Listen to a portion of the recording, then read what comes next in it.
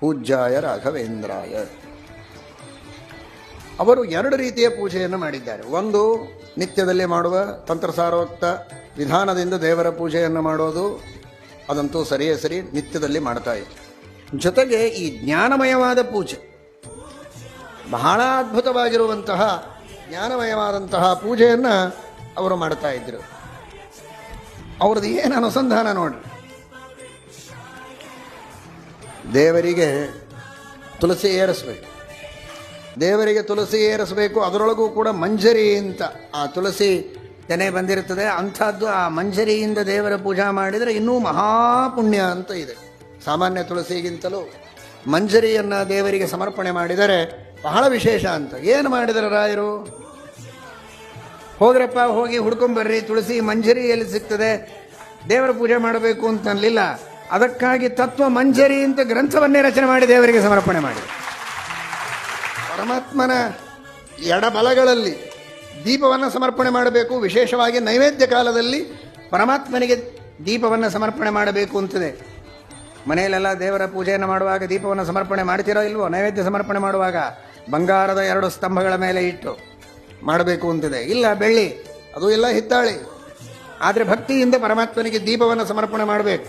ರಾಘವೇಂದ್ರ ಸ್ವಾಮಿಗಳವರು ದೇವರಿಗೆ ತುಳಸಿ ಏರಿಸಿದರು.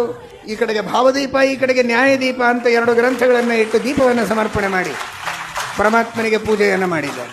ದೀಪ ಕೊಟ್ವಿ, ದೀಪದಿಂದ ಏನು ಪ್ರಕಾಶ ಬರ್ತದೆ, ಬೆಳಕು ಬರ್ತದೆ. ಅದು ಕೂಡ ಮತ್ತು ಬೇರೆ ಜಡ ಪ್ರಕಾಶ ಬೇಡ ಅಂತ ಪ್ರಕಾಶ ಅಂತ ಚಂದ್ರಿಕಾ ಪ್ರಕಾಶ ಎಂಬ ಗ್ರಂಥವನ್ನು ಬರೆದು, ದೀಪ ಅಷ್ಟೇ ಅಲ್ಲ, ಅದರಿಂದ ಬರೋ ಪ್ರಕಾಶನೂ ವಾಂಗ್ಮಯವಾದದ್ದೇ ಇರಲಿ ಅಂತ ಪ್ರಕಾಶ ಎಂಬ ಗ್ರಂಥವನ್ನು ಕೊಟ್ಟು ಪರಮಾತ್ಮನಿಗೆ ಸಮರ್ಪಣೆ ಮಾಡಿದರು.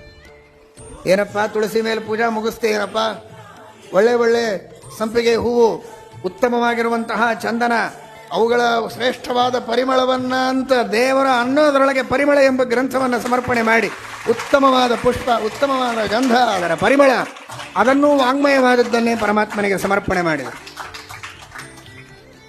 ಇಂತಹ ಅದ್ಭುತವಾದ ರೀತಿಯಲ್ಲಿ ಆ ದೇವರ ಪೂಜೆಯನ್ನು ಮಾಡಿದಂತಹ ಮಹಾನುಭಾವರು. ಇಷ್ಟು ಜನ ಶಿಷ್ಯರಿದ್ದಾರಲ್ಲಪ್ಪ, ಊರೂರಿಗೆ ಹೋದಲ್ಲೆಲ್ಲ ನಿಮ್ಮ ಪವಾಡಗಳನ್ನು ತೋರಿಸ್ತೀರಿ. ಆ ತಂಜಾವೂರು ಮಹಾರಾಜ ಮುತ್ತಿನ ಹಾರ ಕೊಡ್ತೀನಿ ಅಂದರೆ ಕೈಯಾಗಿ ಕೊಟ್ಟದ್ದನ್ನು ತೊಗೊಂಡು ನನ್ನ ಕೊರಳಾಗಿ ಹಾಕೋದು ಬಿಟ್ಟು ಬೆಂಕಿ ಒಳಗೆ ಹಾಕಿದಲ್ಲೋ ಮಹಾರಾಯ ಅಂತ ದೇವರಂದ್ರು ರಾಯರಿಗೆ.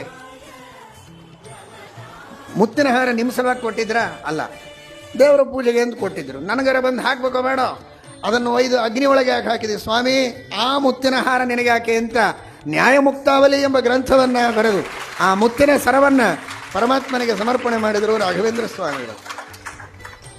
ಎಡಕ್ಕೆ ಬಲಕ್ಕೆ ದೀಪ ಇಟ್ಯಪ್ಪ, ಮಂಗಳಾರತಿ ಮಾಡಬೇಕಲ್ಲ ಅಂತ ಪ್ರಶ್ನೆ. ಅದಕ್ಕೆ ತಂತ್ರದೀಪಿಕಾ ಅನ್ನುವ ಗ್ರಂಥವನ್ನು ಬರೆದು ಮಂಗಳಾರತಿಯನ್ನು ಮಾಡಿದ್ದಾರೆ ರಾಘವೇಂದ್ರ ಸ್ವಾಮಿಗಳು. ಒಂದೇ ಎರಡೇ ಈ ರೀತಿ ನಾನಾ ವಿಧವಾದಂತಹ ಗ್ರಂಥಗಳನ್ನು ಬರೆದು ಆ ವಾಂಗ್ಮಯವಾದ ಪೂಜೆಯನ್ನು ಪರಮಾತ್ಮನಿಗೆ ಮಾಡಿದಂತಹ ಮಹಾನುಭಾವರು ರಾಘವೇಂದ್ರ ಸ್ವಾಮಿಗಳು.